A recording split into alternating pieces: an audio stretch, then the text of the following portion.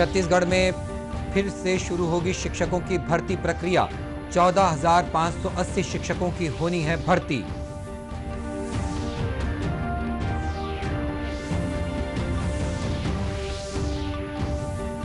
पिछले 24 घंटों में छत्तीसगढ़ में मिले 3,450 कोरोना पॉजिटिव मरीज, 15 लोगों की मौत।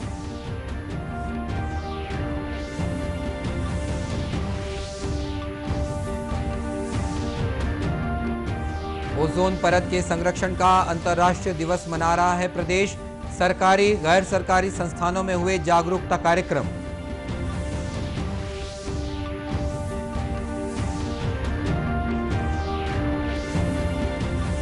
और प्रधानमंत्री नरेंद्र मोदी के 70वें जन्मदिन को सेवा सप्ताह के रूप में मना रही है भाजपा।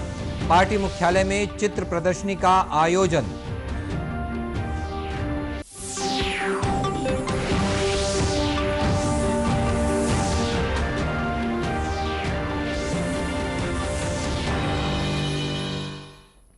नमस्कार, आप देख रहे हैं दूरदर्शन समाचार। मैं हूं मनीष अहलूवालिया और अब समाचार विस्तार से।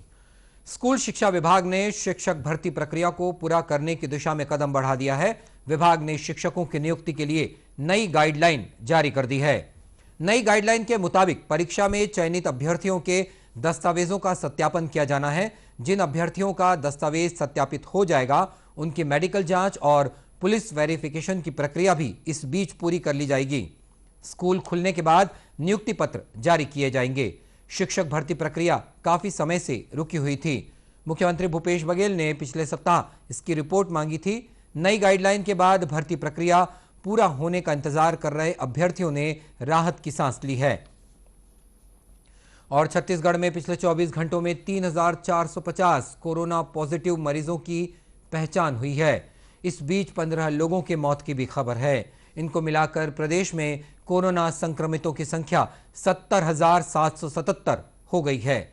स्वास्थ्य और परिवार कल्याण विभाग ने बताया है कि अब तक 34,238 मरीज स्वस्थ हो चुके हैं, जबकि 35,951 मरीजों का उपचार जारी है। छत्तीसगढ़ में अब तक 8,27,074 नमूनों की जांच हुई है। इधर देश की बात करेंगे तो देश भर में कोरोना संक्रमितों की कुल संख्या 50,20,359 हो गई है। इनमें सक्रिय मामलों की संख्या 9,95,933 है। पिछले 24 घंटों में 1,290 लोगों की इस संक्रमण के कारण मौत भी हुई है। इनको मिलाकर मृतकों का कुल आंकड़ा 82,066 तक पहुंच गया है। केंद्रीय स्वास्थ्य मंत्रालय ने बताया है कि संक्रमण से स्वस्थ होने वालों की संख्या में लगातार बढ़ोतरी हो रही है। देश में कोविड-19 से स्वस्थ होने की दर 78.53 हो गई है। पिछले 24 घंटों के दौरान 82,961 मरीजों को स्वस्थ होने के बाद अस्पताल से छुट्टी दे दी गई। अब तक 39,42,360 लोग इस संक्रमण से ठीक हो चुके हैं। राजनांदगांव जिले में कोरोना संक्रमण में वृद्धि को देखते हुए कोविड केयर सेंटर का विस्तार किया गया है। मोहला को छोड़कर जिले के सभी विकासखंड मुख्यालयों में 50-50 बिस्तर के कोविड सेंटर बनाए गए हैं। राजनांदगांव नगर निगम क्षेत्र में 5 कोविड सेंटर संचालित किए जा रहे हैं। जिले के मुख्य चिकित्सा और स्वास्थ्य अधिकारी डॉक्टर मिथिलेश चौधरी ने बताया कि 3 कोविड सेंटर निजी संस्थाओं की मदद से तैयार हुए हैं।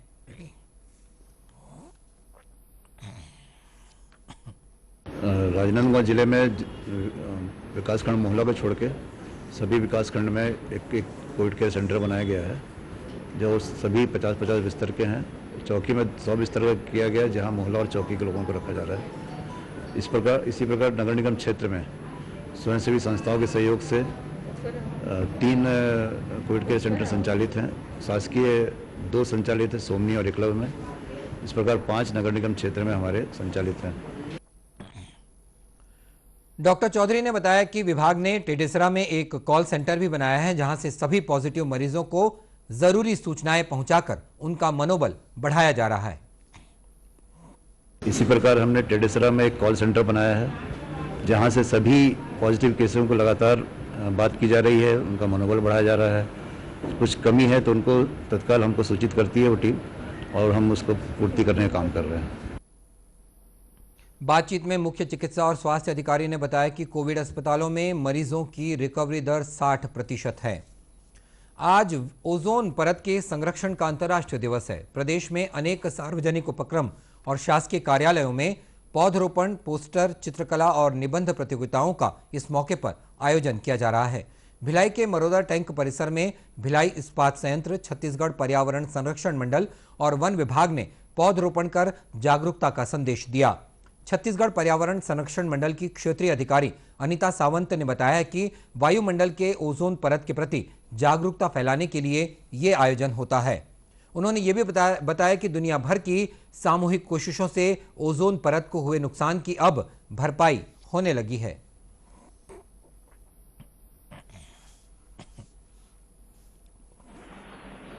आज हम ओजोन परत संरक्षण दिवस मना रहे हैं।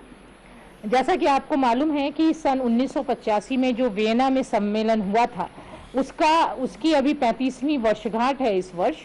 और इसके अलावा 1987 में जो मॉन्ट्रियल प्रोटोकॉल हुआ, जिसमें विश्व के तमाम देशों ने इस संधि में हिस्सा लिया और सबने ये दृढ़ संकल्प किया कि जितने भी ऐसे केमिकल हम विभिन्न प्रयोगों में उपयोग में लाते हैं जो ओजोन लेयर को क्षति पहुंचाते हैं, हाइड्रोक्लोरोफ्लोरोकार्बन या इस क्लोरोफ्लोरोकार्बन समूह के जितने भी रसायन हैं, उन सभी के उपयोग पर, उनके निर्माण पर क्रमशः बैन लगाया जाए।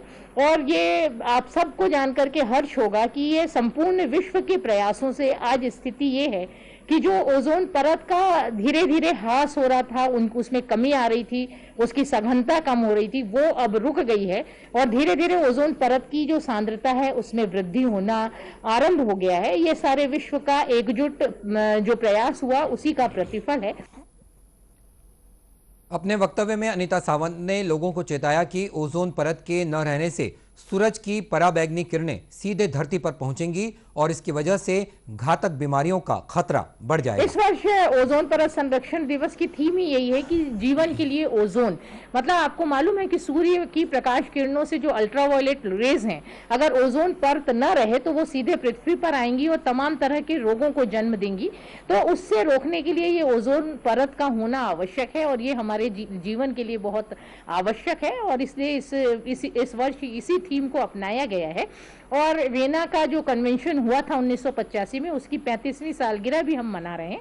इस वजह से भी ये बहुत इंपॉर्टेंट हो जाता है इस वर्ष। इस मौके पर केंद्रीय पर्यावरण मंत्री प्रकाश जावड़ेकर ने भी ट्वीट कर ओजोन परत के संरक्षण के लिए ऊर्जा बचत वाले उपकरणों के उपयोग की लोगों से अपील की है।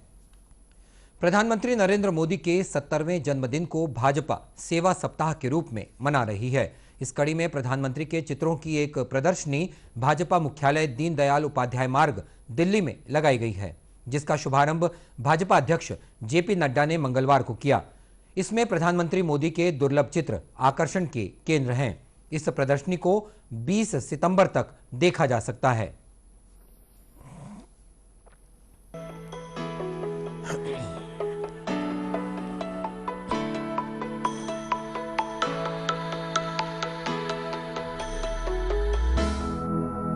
प्रधानमंत्री नरेंद्र मोदी की संपूर्ण संघर्ष गाथा और सफलता की कहानी को इन चित्रों के माध्यम से बखूबी समझा जा सकता है।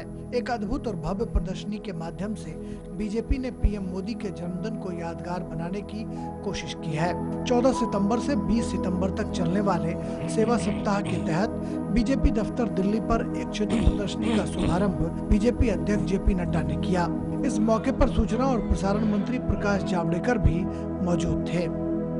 सोशल मीडिया में तो डिजिटल वर्ल्ड में ये प्रदर्शनी सबको उपलब्ध होगी ही, लेकिन प्रदेश कार्यालयों में, सभी प्रदेश कार्यालयों में भी इसी प्रकार से 70 स्लाइड्स की प्रदर्शनी प्रधानमंत्री मोदी जी के जीवनी के बारे में हम सबको देखने को मिलेगी। इस प्रदर्शनी में प्रधानमंत्री के बाल्यकाल, युवावस्था से लेकर अब तक के सफर को बड़े ही मार्मिक अंदाज में पेश किया गया है। खासकर बचपन की पाठशाला से गांव एक तो लोगों में भेद क्यों, माँ से मिला ईमानदारी का संस्कार, किताबों के समंदर के गोताखोर, युवा नमो जीवन एक खोज और हिमालय की गोद में एक बेहतरीन संस्करण के रूप में देखे जा सकते हैं। जबकि स्वच्छ भारत, वीआईपी कल्चर खत्म, काशी का कायाकल्प, तनमन से स्वयं सेवक जैसे दुर्लभ चित्र भी आकर्षण के केंद्र हैं। 56 इंच के सीने का दम, अनुच्छेद 370 हुआ खत्म समेत मोदी सरकार की सफल योजनाओं की खूबसूरत झलक भी देखी जा सकती है।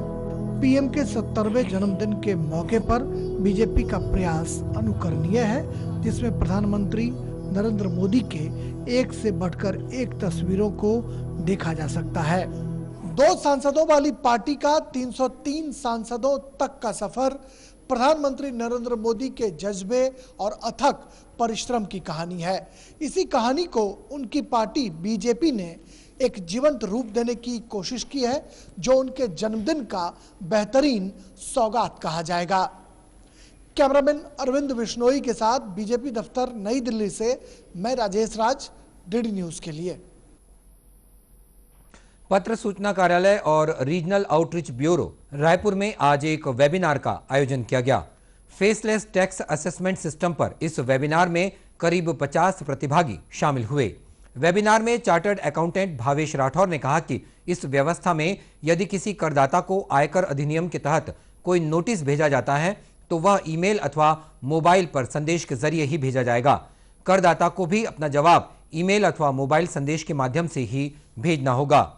गुरु घासीदास केंद्रीय विश्वविद्यालय बिलासपुर के प्राध्यापक डॉक्टर शैलेश द्विवेदी ने कहा कि करदाता और कर अधिकारी के बीच व्यक्तिगत संपर्क को खत्म करने के लिए ही फेसलेस टैक्स असेसमेंट सिस्टम की शुरुआत की गई है। इससे भ्रष्टाचार पर अंकुश लगेगा। चार्टर्ड अकाउंटेंट बिलासपुर के पूर्व अध्यक्ष सचेंद्र जैन ने कहा कि इस सिस्टम के आने से प्रशासनिक खर्चों में भी बचत होगी।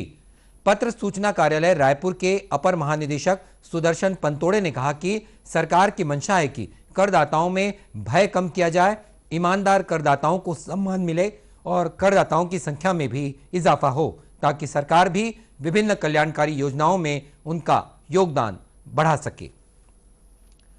राजनांदगांव जिले के छुईखदान क्षेत्र के भोतली गांव में महिला स्व सहायता समूहों के लिए किसान संगोष्ठी का आयोजन किया गया। कृषि विभाग की ओर से आयोजित इस गोष्ठी में कृषि वैज्ञानिकों ने भारी बरसात से फसलों को होने वाले नुकसान और उनसे बचाव के तरीके बताए। वैज्ञानिकों ने बरसात के दौरान होने वाले रोगों और कीट पतंगों की रोकथाम की सलाह भी दी। वरिष्ठ कृषि विस्तार अधिकारी केएल कोठारी ने बताया कि भोतली गांव में आत्मा आय योजना के तहत महिला स्व सहायता समूहों का गठन किया गया है।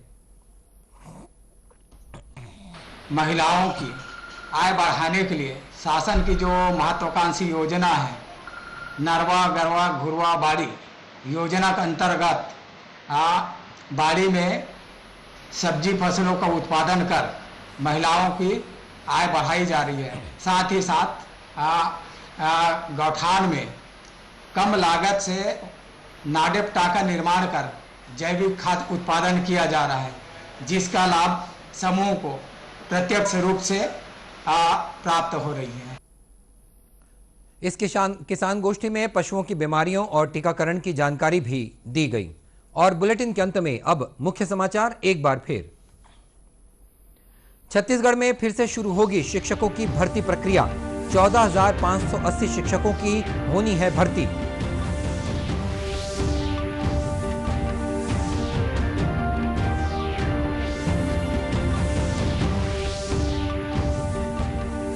पिछले 24 घंटों में छत्तीसगढ़ में मिले 3,450 कोरोना पॉजिटिव मरीज, 15 लोगों की मौत।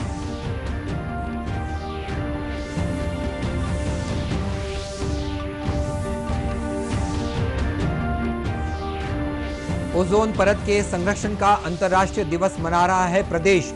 सरकारी गैर सरकारी संस्थानों में हुए जागरूकता कार्यक्रम।